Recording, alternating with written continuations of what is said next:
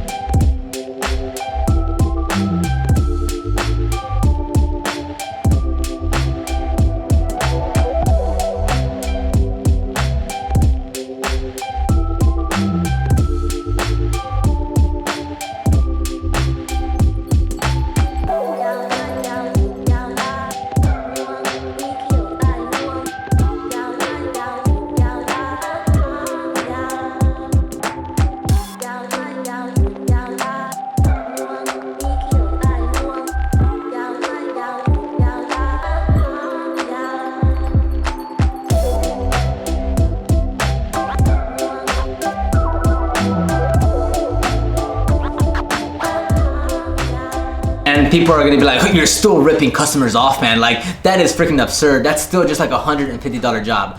Okay, look, do we have a gun to anyone's head? No. Are there dozens and dozens of other detailers in our area that provide the same service? Yes. Oh, like, it is not our obligation to try to price it as low as we possibly can. We're offering a service. We see the value in it. Customers see the value in it, which is why they hire us. So the whole thing of like, oh, you're just ripping people off. It's like, bro, Just because you're charging cheap and you can't get past the threshold in your mind that you can charge more doesn't mean that we're doing anything wrong. Okay, we're providing an excellent service. And remember, it's not just about the detailing in itself. Like, a big portion of what Lex and what I always talk to Lex about is that it's just not about the detailing. It's not just about, hey, we're showing up and we're working on the vehicle. No, it's not just that. There's a lot of other things associated that doesn't have to do with detailing that makes the customer want to hire you, because they see you as a professional and the authority, and they know when they call you, they're gonna get a great service, and they're not gonna have to worry about anything or anyone or whatever. Like, they know that when I call this company, they're gonna do a great job. And even if they don't do a great job, or even if they do some type of mistake or error or whatever the case may be, I know that they'll be professional to, make up for it, or, follow through and make it right or whatever. So, like, those are a lot more, not that it's more important, but you don't just look at it on the detailing side of things. You have to look at it as a collective experience for the customer to see to actually charge more for your services. It's not literally just saying, now I'm using, this water-based versus this silicone-based dressing. Like, no, that's not how it works.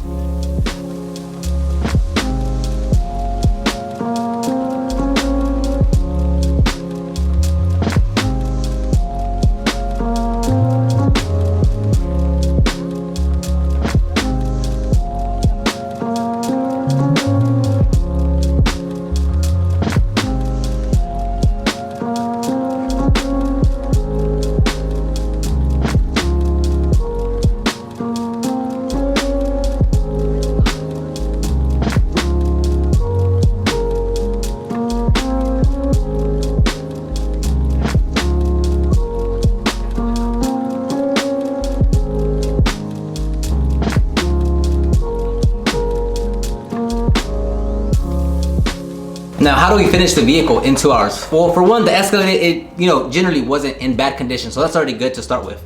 Like, I got there a little late, but Lex was already cleaning the wheels, but they weren't bad. Like, a little bit of like brake dust and debris was on there, but generally speaking, they weren't. The vehicle in itself wasn't in terrible condition. But even if it was, like, with a lot of dirt, once you pressure wash it, like, you're good to go.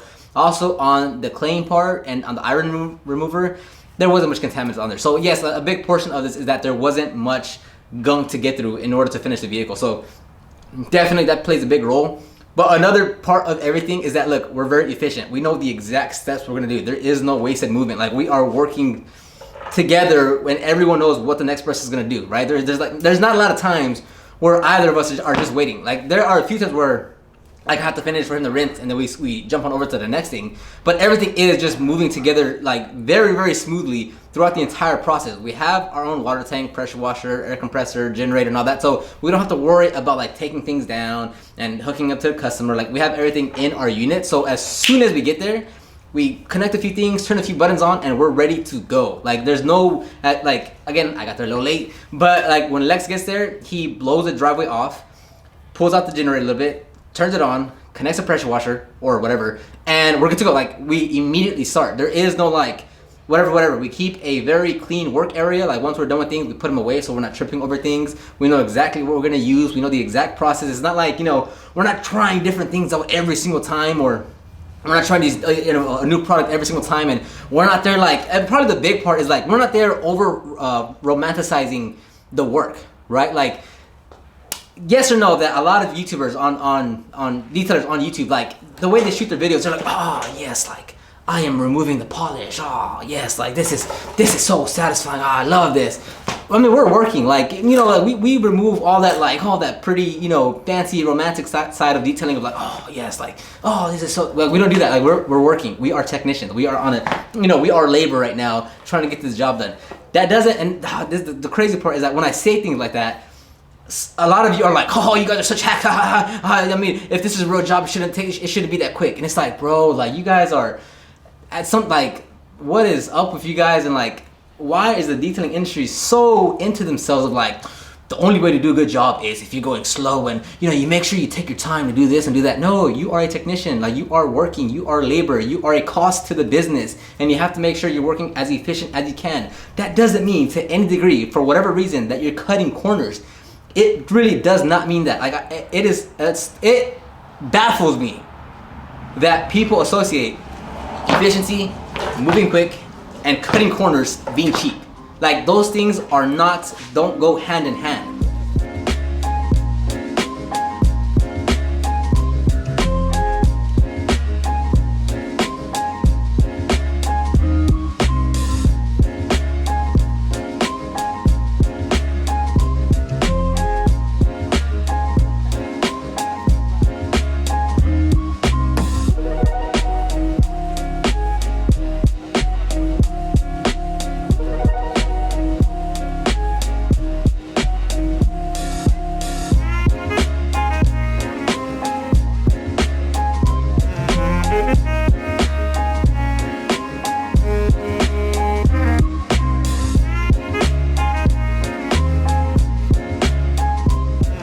Yes, the customer initially called us, asked for the pricing, asked for had some questions, and he was at first he was like, well, that's too pricey, I'm not gonna go with you guys, thank you though.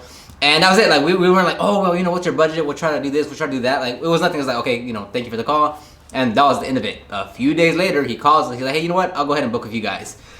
What is that attributed to? Just about everything, right?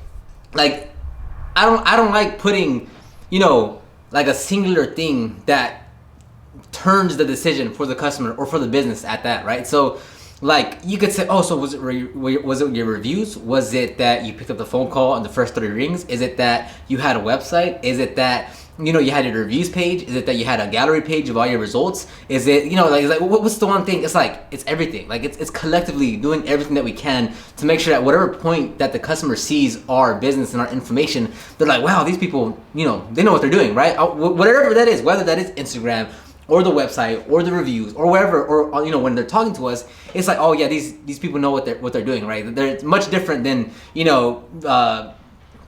zebra detailing that I called the other day, or before I called them, and whatever. Like, so it's like at every point that we can, not necessarily directly speaking with us, but like that's they're on one of our assets, so to speak, online. It's like, oh, these people are really presenting themselves well. They're giving me the proper information, and not only are they talking the talk, but they have the reviews and they have the photos and they have all that to back it up. So it's like all those things really help you out when you're just starting and you don't have leads and you don't have the reviews and you don't have the photos and you don't have the website. It's very difficult. Why? Because one, you don't have many people calling you anyway. So anytime someone does call you, you like in your mind, you immediately go into this like scared, fragile mindset of like, oh my god, like hopefully this customer wants it. Like it's too much. I'll lower it. Oh, I can also throw in this. I can also throw in that. So when you're in that phase of like, dang, I just want customers. You'll do things to just land the customer. But when you're at the point when you have leads coming in, when you get customers every day, every week, you're not worried about a customer walking away from you, because you have so many more coming to you for that day, tomorrow, the next day, next day, next day. So that is a huge advantage to you, knowing that, hey, if this customer leaves, no worries, another one will call in a few hours and they'll want to go with us, or tomorrow, or whatever the case may be, but that there's someone else coming. When you don't have that understanding and you don't have that flow in your business, and that are generating qualified leads into your business, every person that contacts you, you're like, oh my god, okay, so what do you want? Okay, what's your budget? I can lower the price. I could also throw in this. What if we, and then you start, doing all those things to try to get the customer. And again, we all go in phases. We went through that. You're gonna go through that. That other detailer went through that. Like, we all go through that. But I'm just trying to get you to understand that there's gonna be different points in your business to where when you're first starting, you're like, oh my god, I want to get every customer. And when you get leads and you actually have like a consistent flow of leads and customers in your business, you're like, yeah, I don't need every customer. I know more are gonna come, and if someone walks away, that's fine.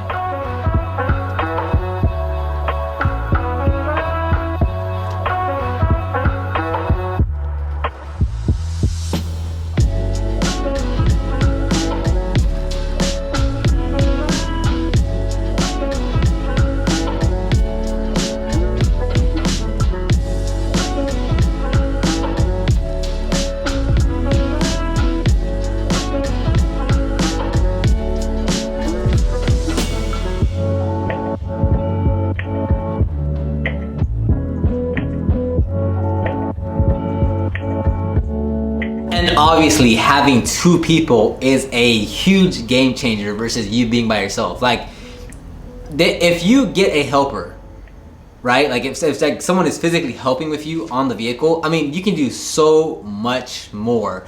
Even if you have an inefficient process, you'll still be way faster with 2 people versus 1 person, right? Like you can do a lot more damage in a good way on every vehicle throughout the whole day when you have 2 people. And then, you know, a lot of people are like, well, I'd rather just work a little harder and keep all that money to myself. Again, like that saying, it's like, why are we like this? Like, why as a detailing industry, why are we like this? Why are we like this? You know, like if you make, let's say we make $500 today, right?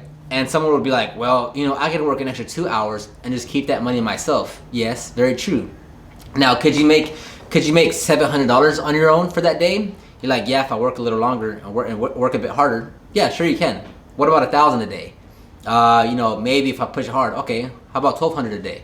You know, probably not. Okay, how about $1,200 2 days in a row? Well, you know, yeah, but I need a break on the 3rd day. Okay, how about $1,200 a day for 3 days straight? Like, well, what about $1,200 a day 5 days out of the week? Could you do that? Probably not. No, so you're looking at it very short term where you're like, well, if I had, you know, if I could make $700 a day, I would just, you know, work a little longer, work a little harder. But it's like, okay, what if you're trying to get to $2,000 a day? Could you do that on your own? Probably not. And if you could you do it for a sustainable amount of time for you to not burn yourself out? Most likely not. What if you want to get to $3,000 a day, right? So, like people that leave comments on my on the videos, they're like, oh, I would just keep that money to myself, you know, and pocket more of that money. It's like, bro, how about you think about making $2,000 a day instead of just trying to keep like $700 a day? Why don't you think about making $5,000 in one day than just trying to keep $700, right? Like that's again, like I'm not trying to push like any like, oh, I'm right or wrong. I'm just saying like, for like how many of us detailers have that same mentality of like, I just want, you know, I'll just do it myself, work a little longer, work a little harder, and just pocket the money. It's like, you know, I guess like if that's you, but I'll just not with that anymore.